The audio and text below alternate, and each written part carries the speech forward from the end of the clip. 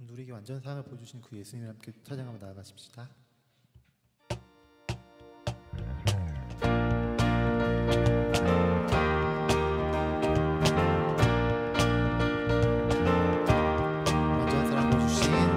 완전한 사랑 보여주신 그 세주 그분 하나요. 그 아들 우리에게 주신 하나님 그분 하나요. 사랑 알기에 그 아들 나는 믿네. 날 이끄소서.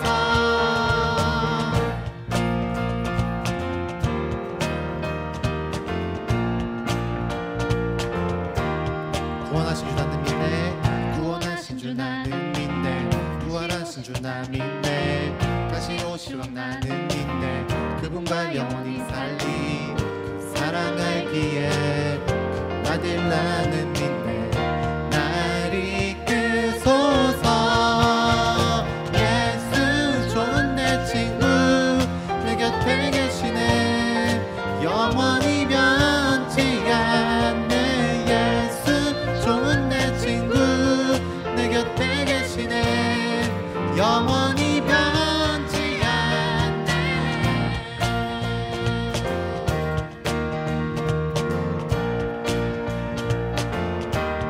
오늘 구원하신 주 나는 믿네. 부활하신 주 나 믿네. 다시 오실 왕 나는 믿네. 그분과 영원히 살리 그 사랑 알기에 그 아들 나는 믿네. 날 이끄소서.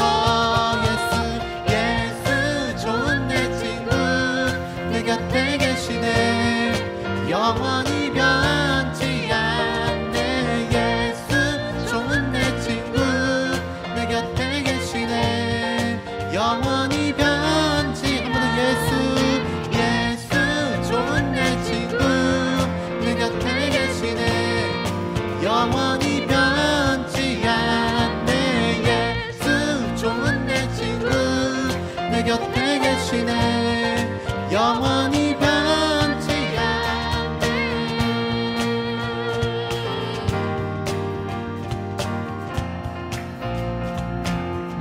영원히 변치 않네. 영원히 변치 않네. 영원히 변치 않네. 영원히 변치 않네. 영원히 변치 하면 영원히 변치 않네. 영원히 변치 않네. 영원히 변치 않네.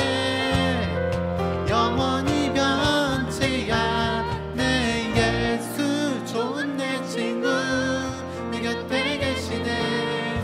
영원히 변치 않네. 예수 좋은 내 친구 내 곁에 계시네.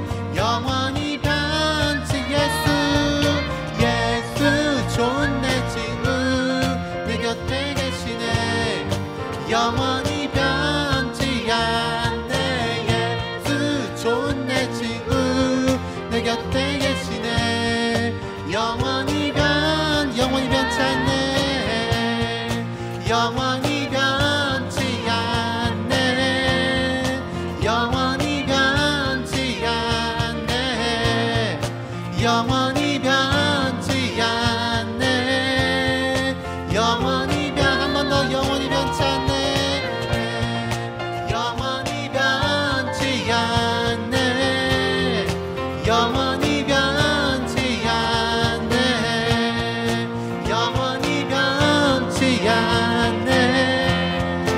영원히 변치 않네.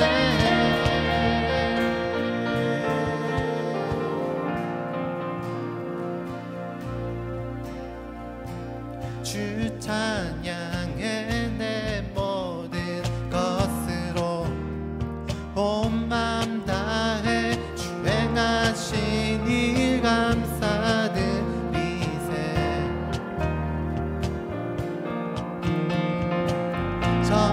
전능하신 주 다스리시네. 영원토록 내 모든 삶을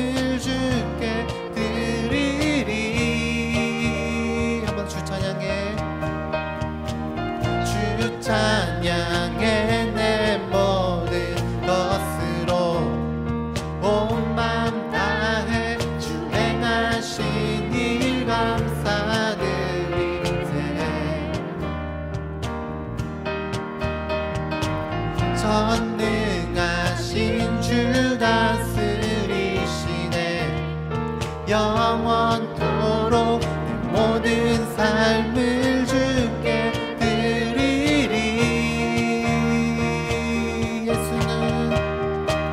예수는 내 삶의 모든 것. 난 영원히 주만 따르리. 내가 살아 숨 쉬는 동안 예수의 이름 예수만 높이리.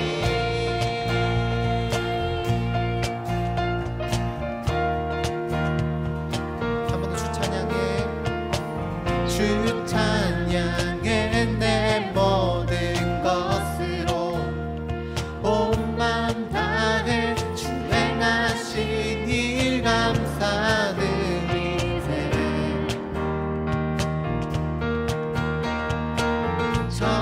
전능하신 주 다스리시네. 영원토록 내 모든 삶을 주께 드리리. 예수는 내 삶의 모든 것. 난 영원히 주만 따르리. 내가 살아 숨 쉬는 동안 예수의 이름 예수만 너. 예수는 내 삶의 모든 것. 난 영원히 주만 따르리. 내가 살아 숨 쉬는 동안 예수의 이름 예수만 높이리.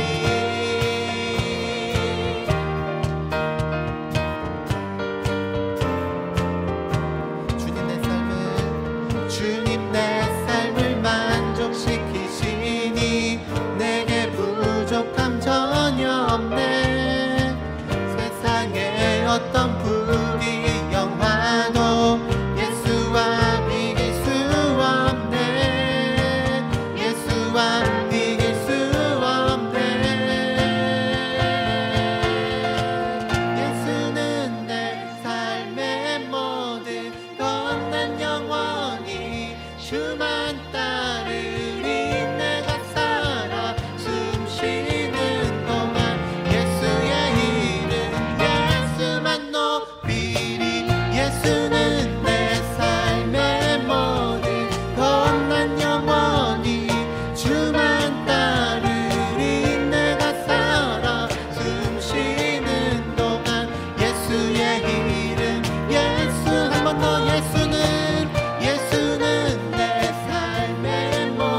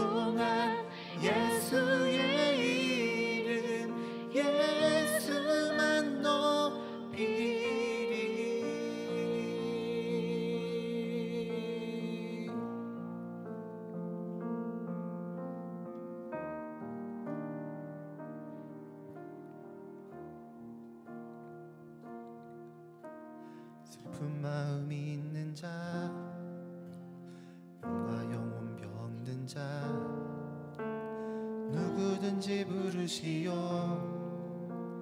예수 이름 부르시오. 그 이름을 믿는 자, 그 이름을 부르는 자, 그가 어떤 사람이든 그는 구원 얻으리.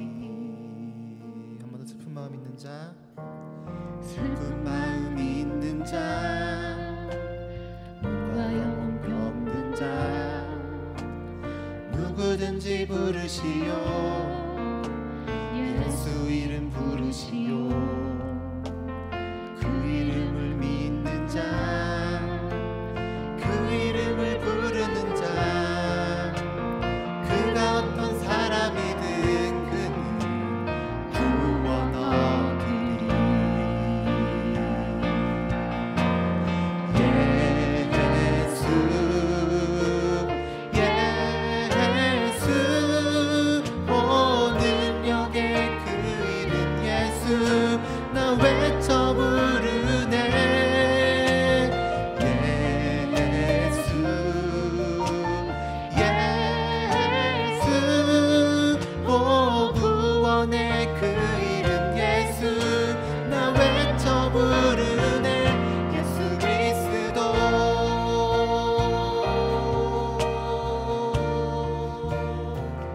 응답은 내게 없으나 응답은 내게 없으나 내 가진 건 너에게 주니 나 가진 건 너에게 주니 능력의 이름 예수라.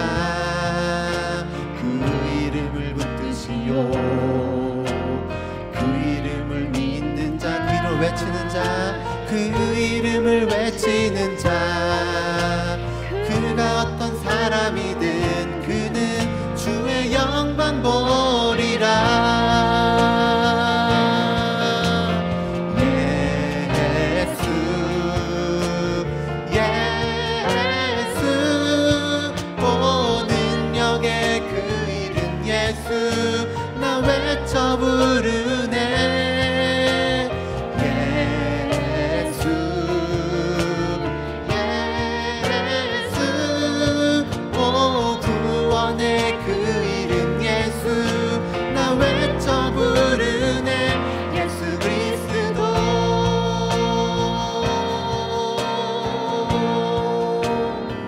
모두 응가금 내게 없으나 응가금 내게 없으나 나 가진 건 너에게 준 능력의 이름 예수라. 능력의 이름 예수라. 그 이름을 붙드시오. 그 이름을 믿는 자, 그 이름을 믿는 자, 그 이름을 외치는 자는 그 이름을 외치는 자, 그가 어떤 사람이든 그는 주의 영광 보리라.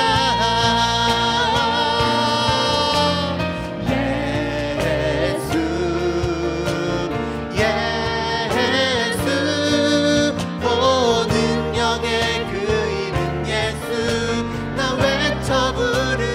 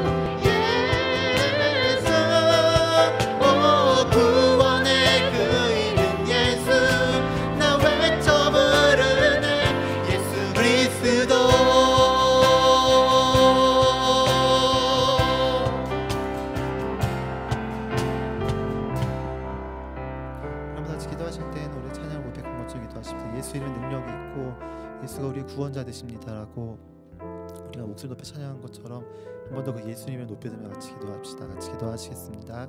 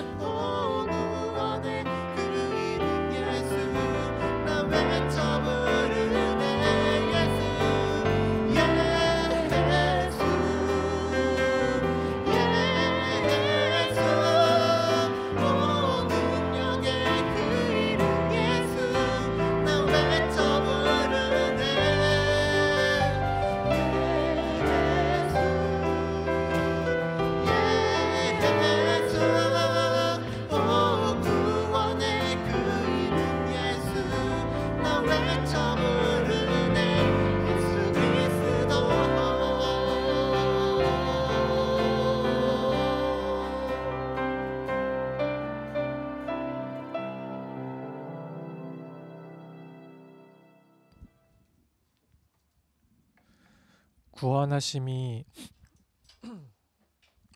보좌에 앉으신 우리 하나님과 어린 양께 있도다. 아멘. 하나님 감사합니다. 따뜻한 봄날을 허락하시고 저희가 이렇게 함께 예배드릴 수 있게 하신 은혜를 감사드립니다. 1년의 많은 시간이 지난 이 시점에 그동안 저희에게 맡기신 귀한 시간들 속에서 아버지의 은혜들에 감사할 수 있는 겸손함과 온유한 마음을 주시고 앞으로의 시간 속에서 무엇을 어떻게 할지 염려하기보다는 먼저 하나님의 나라와 그 의를 구하며 아버지의 말씀을 이루고 실천하게 하여 주십시오. 계속해서 교회에 대한 말씀을 나누고 있습니다. 저희 각 지체가 하나님의 사랑으로 서로 존귀하게 여기며 말씀을 따라 하나님께 기쁨이 되고 세상에서도 소금과 빛의 역할로 하나님을 높이는 사랑의 공동체가 되길 소망합니다. 아버지, 또한 각 지체의 어려움과 아픔들, 기도와 간구의 제목들을 아시오니 저희 각 사람들에게 위로와 평강을 더하시고 그 필요를 잘 아시오니 아버지의 그 응답과 채우심 가운데 주님께서 보이신 모범을 따라 저희가 아버지의 사랑과 은혜를 더욱 풍성히 누리고 그것에 또 경험하여 깨닫고 온전히 감사할 수 있도록 저희에게 지혜와 성숙을 허락하여 주십시오. 말씀 전하시는 목사님과 그 가정에도 영육 간의 강건함과 필요를 넘치도록 채워주시고 함께 동역하는 T국 판교도시사역 김용환 목사님, 김성길 목사님의 사역과 가정 가운데도 함께하여 주시고 은혜를 더해 주십시오. 저희가 이 시간 신령과 진정으로 예배드리길 원합니다. 말씀이 저희 안에 뿌리내리고 자라서 예수님의 본을 따라 하나님을 사랑하는 마음으로 아름다운 열매 맺는 삶을 살아가도록 지혜와 용기를 또한 허락하여 주십시오. 이 시간 함께하여 주시고 저희가 하나님을 즐거워하고 기뻐하는 가운데 모든 영광을 받아 주십시오. 감사합니다. 사랑합니다. 예수님의 이름으로 기도드렸습니다. 아멘.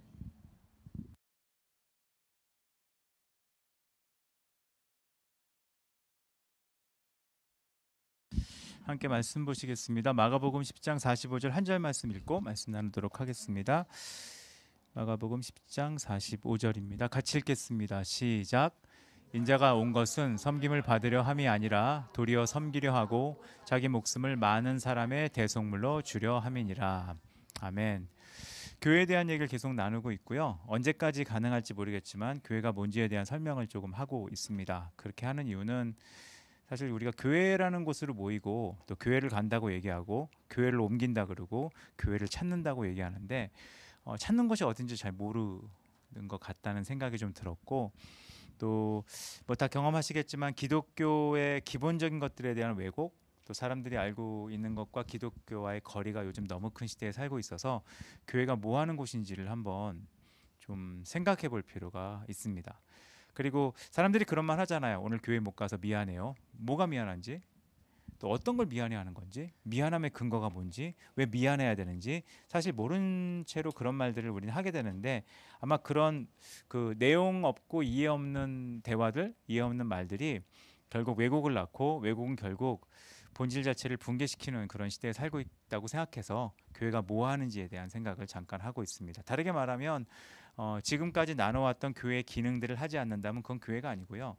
또 그 기능을 하지 않는다면 굳이 모일 필요가 없는 것이 교회라고 하는 공동체라고 생각을 합니다. 그래서 교회 기능들을 좀 생각하시고 이런 목적으로 우리가 모이는구나를 좀 기억하는 시간들을 가지시면 좋을 것 같습니다. 오늘은 봉사에 대한 얘기인데요. 이 봉사라고 하는 개념이 뭔지를 좀 생각해보고 교회라고 하는 공동체는 봉사를 해야 되거든요.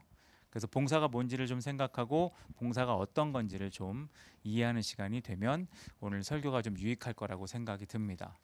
원래 봉사라고 하는 말은 헬라어로 디아코니아라고 하는 단어를 쓰는데 이 당시 사람들, 이 헬라 문화권에 있었던 초기 기독교인들은 이 봉사라는 말을 들을 때 좋게 듣지 않았을 겁니다.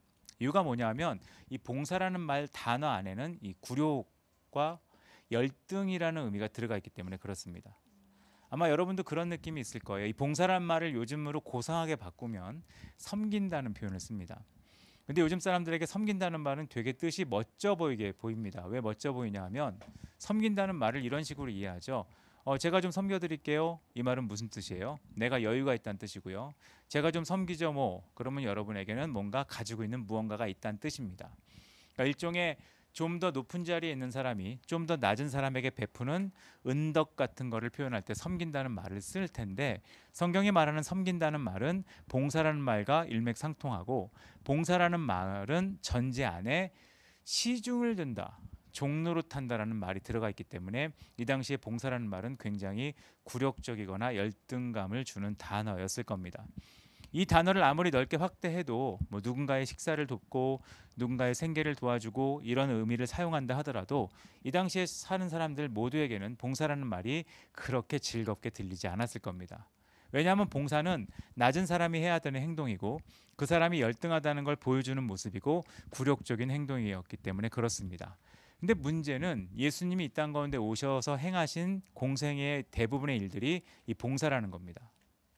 우리가 아는 예수님은 군림하거나 위에 계셔서 뭔가 멋지게 요즘 우리가 예수님을 왕으로 부르길 되게 즐거워하지만 예수님을 왕으로 부른다는 얘기는 예수님이 우리가 생각하기에 더 멋져 보이는 분으로 표현을 해서 우리도 그분처럼 멋져 보이고 싶다는 어떤 욕망이 담긴 표현처럼 느껴질 때가 가끔 있습니다. 근데 성경에 나와 있는 예수님의 삶은 그런 식으로 표현되지 않고 뭔가 굴욕적이거나 열등해 보이는 모습을 많이 보이십니다. 그 증거가 그거죠. 예수님이 이 땅에 오셔서 자기의 온 목적을 설명하는 것이 방금 읽은 본문의 말씀이거든요. 예수님은 이해가 안 되는 말을 하셨어요. 섬김을 받기 위해서 오지 않았다. 그럼 어떻게 왔다고요? 섬기러 왔다. 이 말이 그 당시 사람에게 어떻게 전달됐을까요? 난 분명히 왕이고 메시아라고 생각하는 분이 섬김을 받으셔야 되는데 이분이 난 섬기러 왔다라고 말을 하면 요즘 문화에서야 겸손하구나. 이분이 좀 인성이 괜찮으시구나. 좋은 마음을 갖고 계시구나. 이렇게 이해했지. 이 당시 사람들이 듣기에는 왕이 아니라 종이네. 탁월한 분인 줄 알았더니 열등한 분이네. 능력이 있는 줄 알았더니 좀 못난 분이네라는 오해를 낳을 만한 발언이거든요.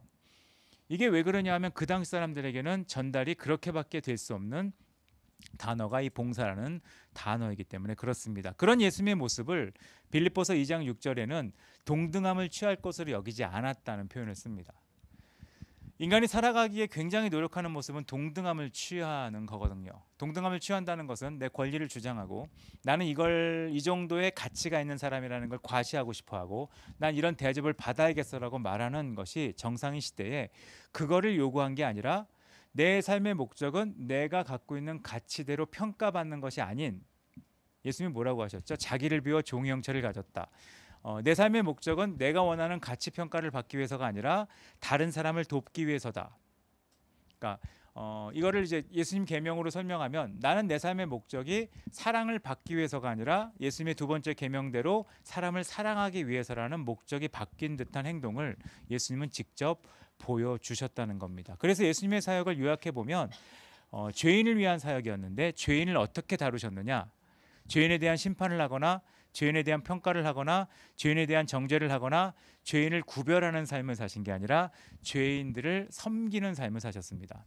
어떻게 섬기셨죠? 대신 죽고 대신 핍박받고 대신 욕먹음으로 자신을 통해 죄인들이 구원받게 하는 낮아짐의 모습을 보여주는 게 예수님의 사역의 특징이었다는 겁니다.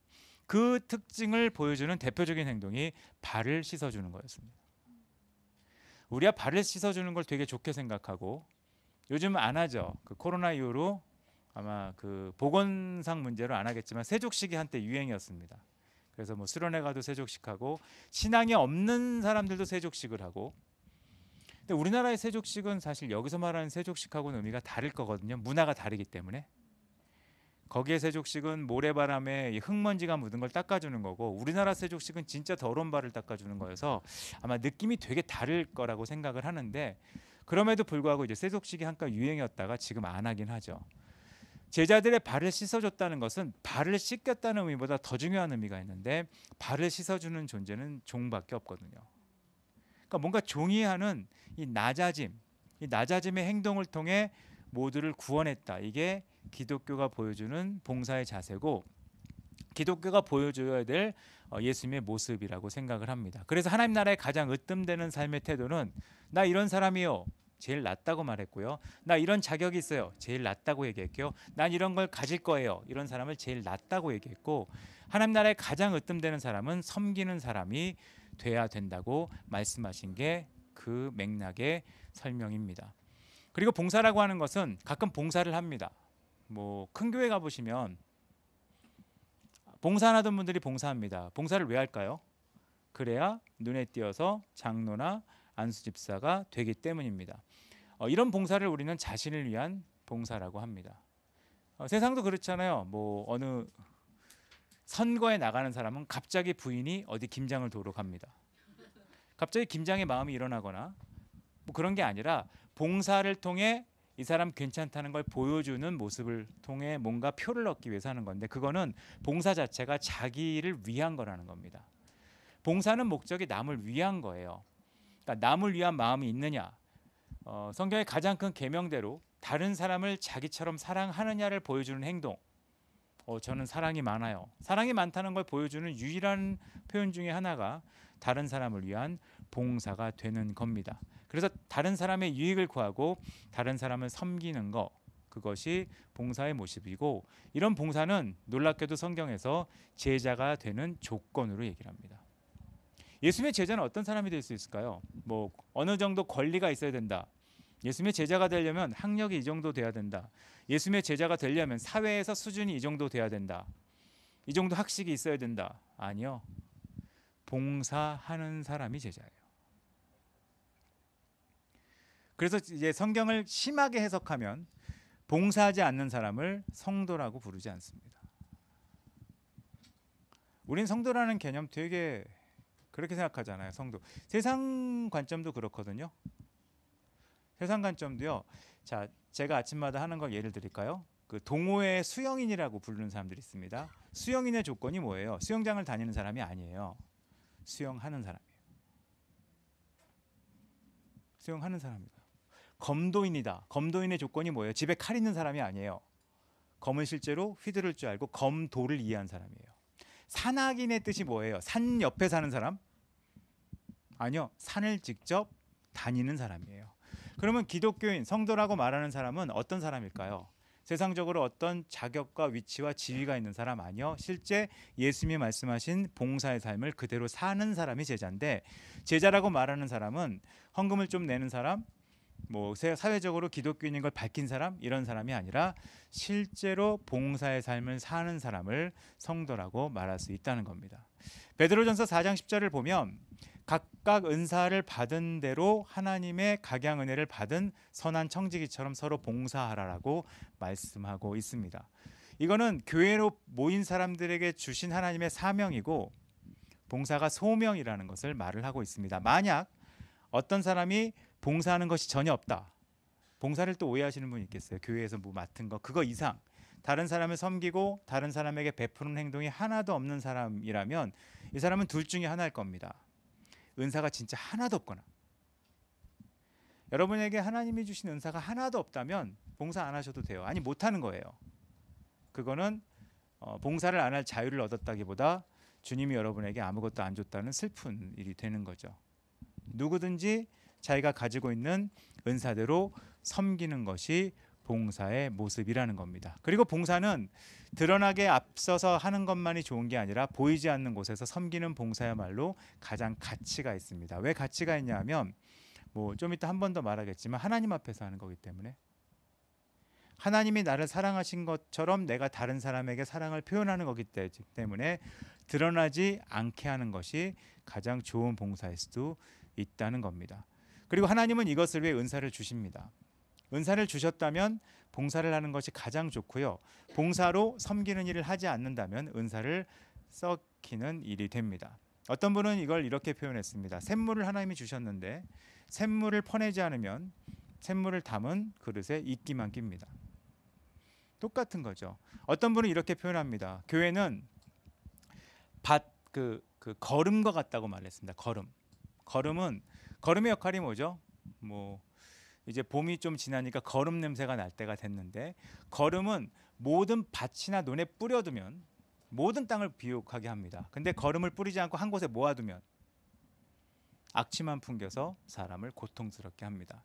섬기지 않는 사람이, 봉사할 줄 모르는 사람이 은사가 있다, 섬길 줄 모르는 사람이, 베풀지 못하는 사람이 능력이 있다, 그것은 사람에게 결국 악취만 풍기는 행동이 된다는 겁니다. 지금처럼 누군가를 섬길 줄 모르는 시대에, 또 섬길 줄 모르는 세대가 있다고 할 때, 모르겠어요. 뭐 새로운 세대가, 어린 세대가 일어났는데 그 세대가 모든 세대 중에 제일 똑똑하다, 단 섬길 줄을 모른다. 우리나라 역사에서 가장 악취나는 세대가 될 겁니다. 저는 그걸 확신합니다. 공부를 정말 잘한다, 근데 남을 하나도 돌볼 줄 모른다. 우리나라에서 가장 냄새나는 세대가 될 겁니다. 그 이유는 은사나 달란트는 섬기라고 주셨기 때문에 그렇습니다. 봉사도 마찬가지예요. 그래서 봉사에 대한 걱정을 하실 필요가 없어요. 하나님이 주지 않은 것으로 봉사하라고 하지 않으십니다. 그냥 가지고 있는 것으로 섬기면 됩니다. 내가 가지고 있는, 특히 우리나라는 체면 문화가 있거든요. 체면 문화가 참 신기한 것 같아요. 저도 처음 선교단체 간사할 때 후원이라는 걸 받았는데, 후원하시는 분들이 재밌어요. 후원을 얼마 정도 하면 되죠? 선교사를 후원한다. 제가 섬김에 대해서 좀 확대해서 말씀드릴까요? 이 봉사라는 말을 성도에 대해서 봉사하는 경우는 교육, 양육, 뭐 구제 이런 것들이 봉사입니다. 그러니까 우리 교회에서 가능한 이제 봉사는 뭐 GTT에 일일 교사로 참여하는 거, 찬양팀 하는 거, 또 좀 어려운 사람들이 있으면 슬그머니 뭐 좀 도와주는 거, 또 누군가를 위해 기도하는 시간에 같이 참여하는 거, 이게 우리에겐 봉사가 될 수 있습니다. 이웃, 그러니까 교회 사람이 아닌 다른 이웃을 위해 할 수 있는 봉사는 전도, 선교, 구제 같은 게 있습니다. 그리고 하나를 더 포함하면 불의함에 대해서 의견을 내는 겁니다. 이 불의라는 말을 좀 생각할 필요가 있어요. 불의. 예. 이게 주지 않은 것으로 봉사하지 말란 얘기하는 설명을 위해 하다가 조금 더 얘기하는 겁니다. 불의를 우린 좀 오해합니다. 불의가 뭐죠? 하나님이 불의하지 않고 공의로워야 된다고 얘기할 때 공의의 조건이 있습니다. 누구의 편에 서는 게 공의로운 거예요?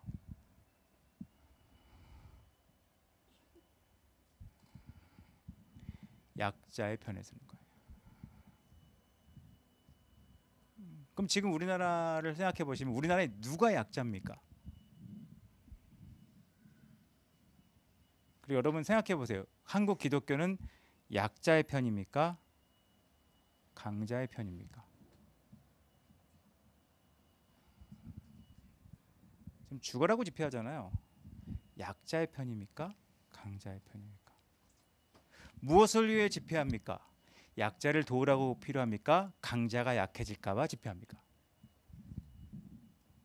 이 정도 기준이 없다면 그걸 봉사라고 생각하는 것 자체가, 이 봉사 말고 다른 봉사 있죠. 눈이 먼 사람, 그런 수준의 봉사로 끝나는 일이 될 거라고 생각합니다. 이게 이제 봉사라고 하는 겁니다. 근데 이런 봉사를 할 때, 섬길 때 조건이 자기가 가지고 있는 것으로 섬기면 된다는 겁니다. 가지고 있는 거예요. 제가 후원 얘기를 했잖아요. 옛날에 선교사 후원하고 이런 걸 얘기하면 선교사 후원하는 것도 하나의 섬김이죠. 우리나라는 체면 문화가 있어서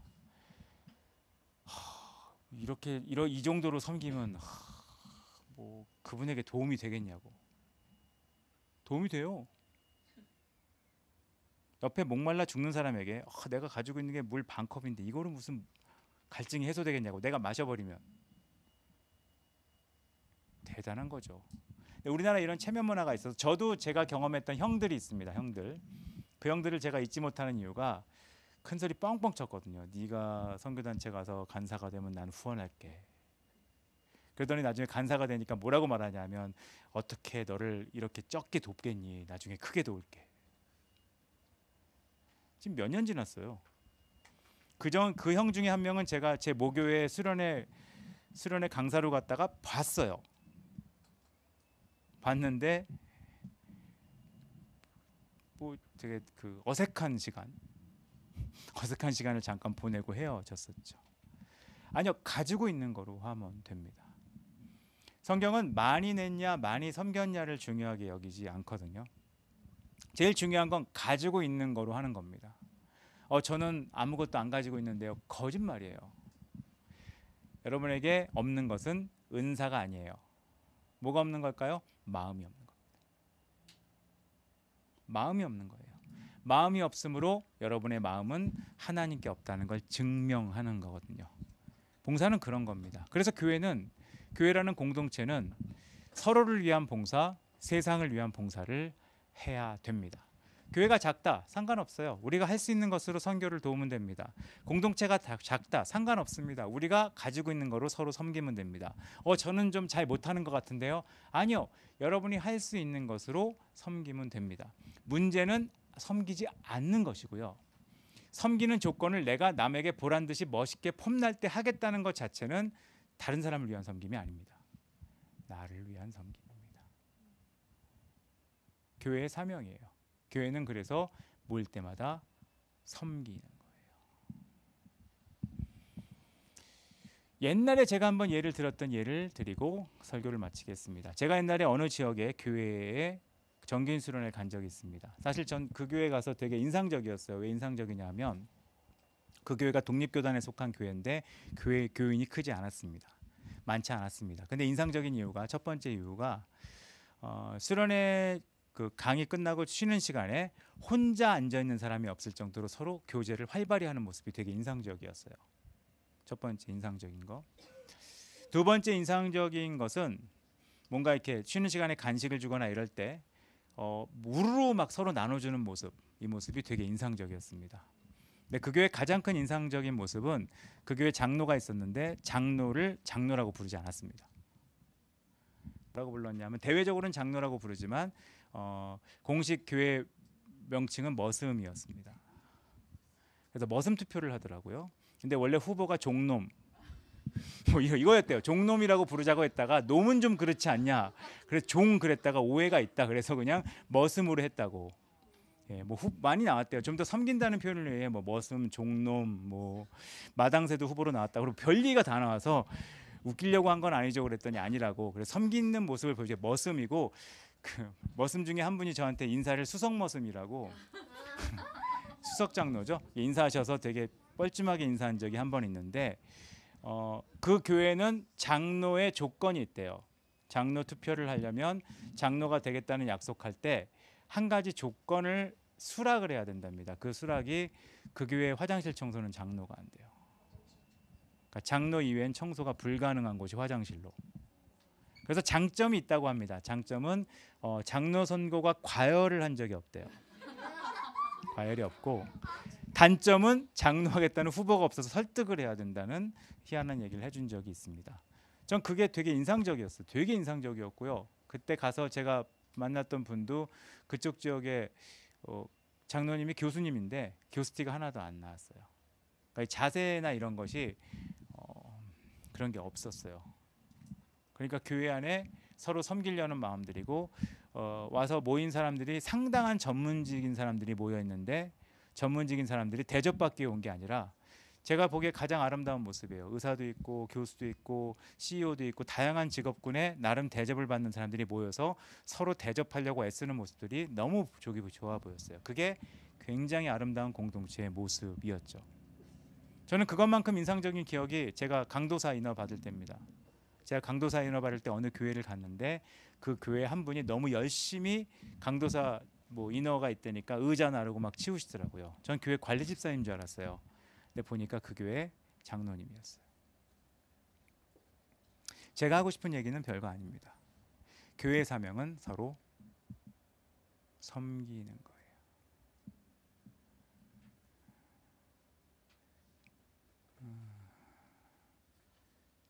옛날에 저희 교회 단톡방이 있었고요. 단톡방에서 점심 메뉴에 대해서 이것저것 의견을 내는 시간들이 있었습니다. 그때 되게 보기 싫었던 것 중에 하나가 자기가 밥을 시킨 적은 한 번도 없지만 밥이 어떻다 뭐었다 계속 얘기하는 모습이 너무 보기 싫었어요. 그래서 결국 밥을 그렇게 먹는 게 사실 없어지긴 했습니다. 교회는 대접을 받을 때 일어나는 일이 없습니다. 한때 기독교는 대접을 해줌으로 전도를 하는 일을 하는 역할을 했고 대접마저도 전도의 방법으로 사용했기 때문에 도리어 대접받고 싶어하는 사람들이 모이는 공동체처럼 변형된 시기도 있었던 것 같습니다. 근데 교회는 그런 곳이 아닙니다. 교회는 서로 섬기려고 하는 거예요. 서로 섬기려고 하는 거. 그게 자원함의 모습이고 서로 섬기려고 함으로 하나님이 나를 이렇게 섬겨주셨구나를 배울 수 있게 하는 것이 교회 공동체의 모습이라는 겁니다. 그걸 우리도 실현할 수 있다면 세상에 그런 곳은 없거든요. 교회랑 세상이 똑같아지는 거예요. 세상에서 대접받는 사람이 교회에서 대접받고 그러면 어떻게 살아야 돼요? 내가 세상에서도 대접받고 교회에서도 대접받으려면 경쟁을 통해 살아야 된다는 생각, 기독교가 세상에서 대접받으려면 힘이 있어야 되는 생각, 이 생각이 대접은 받죠. 왜냐하면 눈치를 보니까. 하지만 결국 욕을 먹고 존경을 못 받는 최악의 결과를 낳게 된다고 생각합니다. 전 우리가 섬길 수 있는 공동체가 되었으면 좋겠습니다. 지금도 굉장히 잘 섬기세요. 저희 교회는 뭐 많이 섬기신다고 저는 확신합니다. 이유는 제가 다른 데 가봐도 섬기는 사람들이 지금은 없어졌습니다. 얼마큼 없어졌는지 아세요? 학부의 기독교 교육 전공인 친구들이 방학 때 캠프 섬기는 걸 싫어한답니다. 돈 주면 갈게요. 뭐 청년들 입장에서 열정페이를 싫어하는 거겠죠. 그렇게 접근하면 돈을 주는 사람은 이렇게 접근하게 돼 있습니다. 너는 그 돈을 받을 만한 사람이니? 그렇게 접근하기 시작하면 답이 없어집니다. 공동체도 마찬가지거든요. 저는 올해 우리가 이미 그렇게 하고 있지만 올해 조금 더 우리가 마음이 열려서 서로 섬기고 서로 베풀어 줄 수 있는 공동체가 되었으면 좋겠습니다. 사실 공동체가 작을 때 할 수 있는 장점이거든요. 큰 공동체는 섬겨주질 않습니다. 궁금하시면 큰 공동체 한번 들려보시면 됩니다. 여러분이 생존하셔야 됩니다. 그리고 여러분이 그 공동체에 합당하다는 걸 증명하셔야 됩니다. 증명하지 못하면 여러분은 도태되고 버림받습니다. 그건 교회의 모습은 아니거든요. 서로 섬기는. 예수님이 하신 것처럼 교회라는 공동체 안에 있을 때 여기서 나를 대접해 줄 건가라는 생각을 하기보다 나는 오늘도 누군가를 섬겨야겠구나라는 마음을 갖는 그런 공동체가 되어서 예수님이 어떤 분이냐는 설명을 할 때 그냥 같이 좀 있으면 같이 어울려만 있어도 확인될 수 있는 그런 아름다운 공동체를 한번 꿈꿔봅니다. 여러분 모두가 그런 공동체의 일원이 되시고 세상이 흩어졌을 때도 그런 예수님의 제자답게 세상을 섬겨주는 모습을 보이시는 한 분 한 분 되시길 간절히 바랍니다. 같이 기도하겠습니다. 이 시간 봉사를 위해서 좀 기도할까요? 섬김. 섬기는 사람이 없습니다. 뉴스를 보세요. 누가 섬깁니까? 정치인이 세상을 섬깁니까? 뭐 교수가 섬깁니까? 의사들이 세상을 섬깁니까? 우린 섬기는 사람을 아무도 못 만나봅니다. 의대 정원이 늘었다고 초등학생부터 의대 뭐 반이 생기고 의사하겠다고 뭐 특정과들에 미달되고 이런 사태가 벌어지는 게 세상이 섬기고 싶어서가 아닙니다. 대접받고 싶어 하는 거죠. 이런 시대에 하나님, 우리는 섬기는 사람이 되게 해주십시오. 그리고 우리 모두가 섬기는 법을 배울 수 있게 해주십시오. 예수님이 하나님이신데 어떻게 인간이 되셔서 섬길 수 있었는지 그 섬김의 지혜를 우리 가운데도 알려주십시오. 이 시간에 잠깐 기도하는 시간 갖도록 하겠습니다. 같이 기도하겠습니다.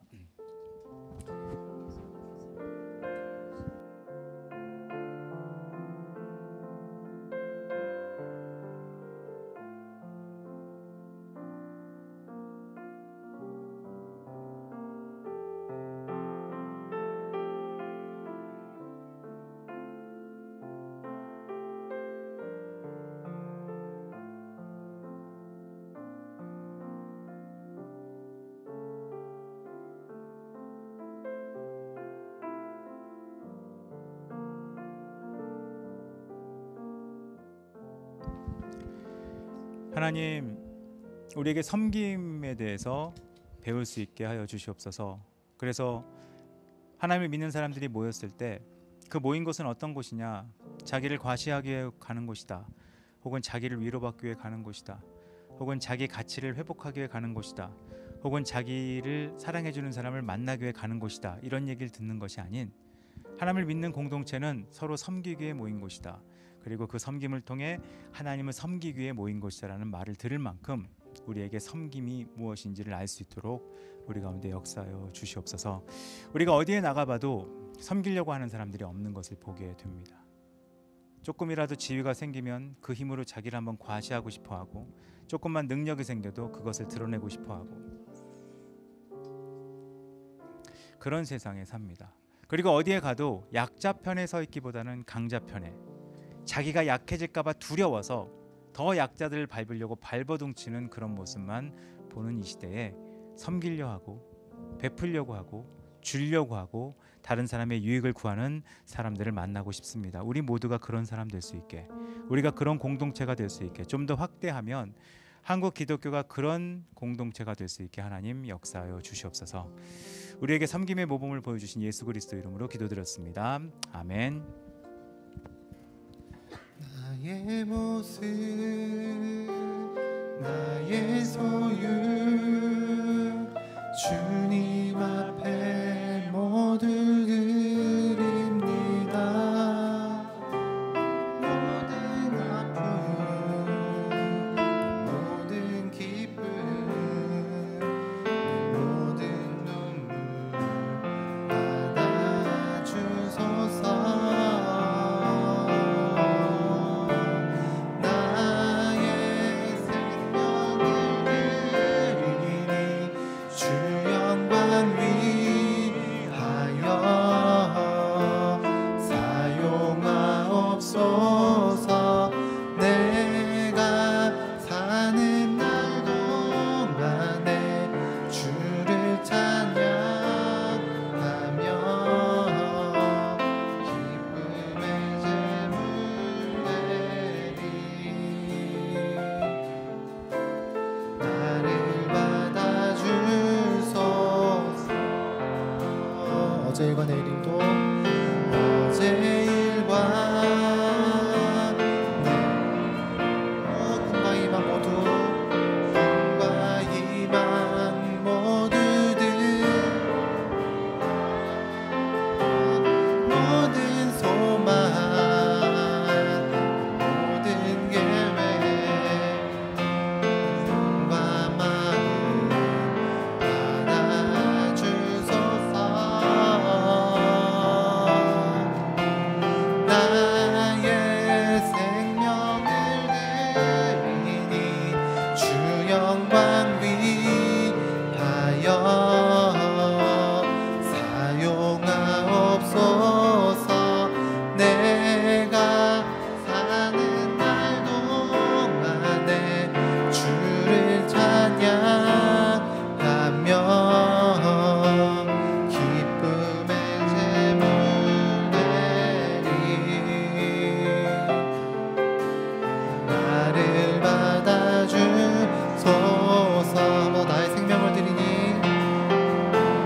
나의 생명을 드리니 주 영광 위하여 사용하옵소서. 내가 사는 날 동안에 주를 찬양하며 기쁨의 제물 드리. 나를 받아주소서.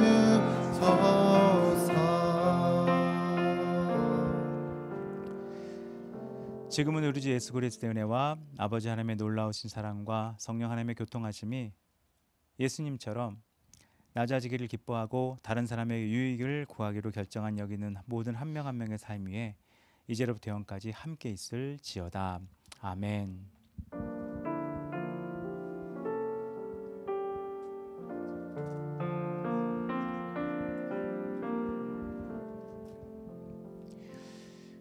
광고 간단하게 드리겠습니다. 어제 찬미자매가 결혼했고요. 결혼하고 남편의 교회로 함께 가기로 해서 찬미자매는 이제 한번 뭐 인사 올겠지만 그걸 기억하시고 어제 결혼식은 잘 끝났고요. 또 그 결혼식 예식장 측에서 줄에 4분만 해달라 그래서 제가 딱 4분 했습니다. 4분 해서 독한 모습 보여주고 끝났고요. 아무튼 잘 끝났고 어제 예식은 되게 잘 끝난 것 같고 또 그 뭐 찬미자매 부모님이나 그런 분들이 되게 만족하신 것 같아요. 그래서 두 분 잘 살 수 있도록 기도해 주셨으면 좋을 것 같습니다. 그리고 이게 전체 광고로 할 내용일 수도 있겠죠. 대표 기도하실 때 김성길 목사님은 대표 기도에서 빼셔도 이제 괜찮습니다. 그게 나쁜 뜻이 아니라 선교 사역을 접으시고 국내 목회로 오셨기 때문에 저희가 선교하는 관계에서 그냥 이제 교제하는 관계로 바뀌어서 그렇게 대표 기도로 준비하시면 될 것 같고요. 그리고 하나 더 광고 드리면 설교 때 얘기하려다가 광고를 하는 게 나을 것 같아서 저희가 서로 봉사하는 가장 쉬운 방법 중에 하나는 저희가 함께 나눠드린 예배 에티켓을 지키는 거거든요. 에티켓이 존재하는 이유는 나의 유익을 위해 있는 게 아니라 상대방과 다른 사람의 유익을 위해 있는 거기 때문에 아무것도 못한다. 그럼 에티켓을 지키는 게 가장 높은 수준입니다. 뭐랑 똑같냐면 미술관을 갔다. 미술을 내가 하나도 이해하지 못해요. 근데 미술을 보러 온 모든 사람을 돕는 가장 좋은 방법은 미술관 에티켓을 지키면 됩니다. 그랑 똑같은 거니까 에티켓은 다른 사람의 유익을 위해 존재한 거고 그게 저에게 가이드라인이 있다는 걸 기억하시면 좋을 것 같습니다. 서로 교제 나누시고 이후 시간 가지시면 될 것 같습니다.